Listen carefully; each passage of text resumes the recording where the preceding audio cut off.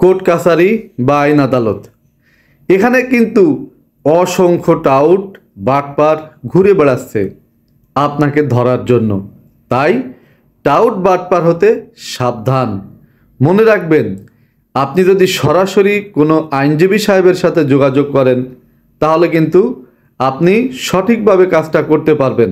আর যদি টাউট বাটপারের পাল্লায় পড়ে যান তাহলে আর রক্ষা নেই, আপনার টাকা যাবে কিন্তু কোনো কাজ হবে না।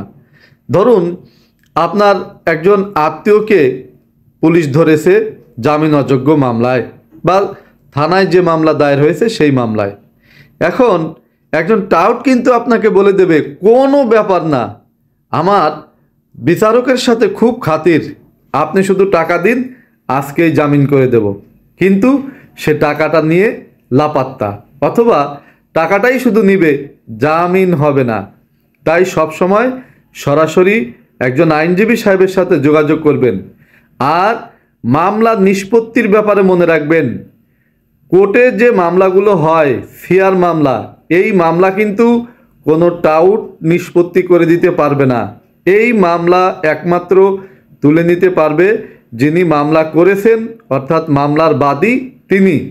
অন্য কেউ তার মামলা নিষ্পত্তি করতে পারবে না, কোনো ক্ষমতা নেই। আবার যে মামলা থানায় দায়ের করা হয়, এই মামলা কিন্তু কোনো টাউট বাটপার কেন কারোরই ক্ষমতা নাই এই মামলা নিষ্পত্তি করার। শুধু নিষ্পত্তি করতে পারে কে? ওই মামলার বাদী।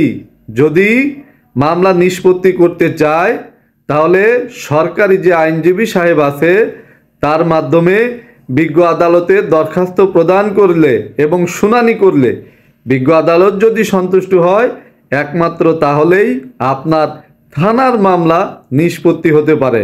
তাই অহেতুক কোনো টাউট বাটপারকে টাকা দিয়ে বিপদে পড়বেন না। টাউট বাটপার কখনোই আপনার মামলার সমাধান করতে পারবে না।